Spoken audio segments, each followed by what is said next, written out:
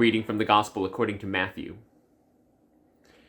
After they had gone away, a demoniac who was mute was brought to Jesus. And when the demon had been cast out, the one who had been mute spoke, and the crowds were amazed. "Never has anything like this been seen in Israel." But the Pharisees said, "By the ruler of the demons he casts out demons." And then Jesus went about all the cities and villages, teaching in their synagogues and proclaiming the good news of the kingdom, and curing every disease and every sickness. And when he saw the crowds, he had compassion for them, because they were harassed and helpless, like sheep without a shepherd. Then he said to his disciples, "The harvest is plentiful, but the laborers are few. Therefore ask the Lord of the harvest to send out laborers into his harvest." The word of the Lord. When I'm reading this story, I'm mindful that there's two approaches that people have to Jesus here.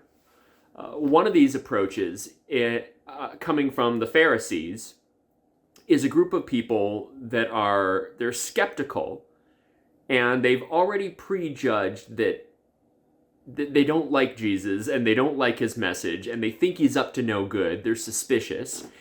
And so what they demonstrate in this story is it really doesn't matter what Jesus says or does. He's not going to convince them because they don't want to be convinced. They're not open to learning or changing their minds. Then you've got the other group of people. You've got this crowd of people that are coming to Jesus, drawn in by his healing and his teaching.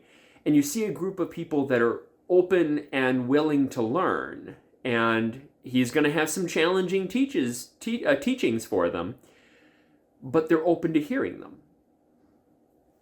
And so that makes me think of in our own lives how when we are approaching others and trying to proclaim the gospel in word and deed, to try to proclaim the God that we love and the God that loves us and the message that we think we are to convey out into the world, we're going to be confronted with probably these two groups of people.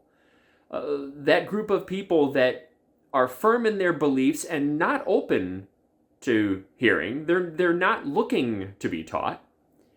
And therefore, nothing you say is going to be compelling. If you've ever tried to teach someone a lesson that is not open to learning, you'll have noticed that there's nothing you're going to be able to say that's going to be compelling. And we're going to run into people out in the world who are looking for answers. They're looking for meaning out into the world.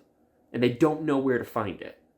And those will be the groups of people that we have a chance of reaching out to and saying, here's an idea.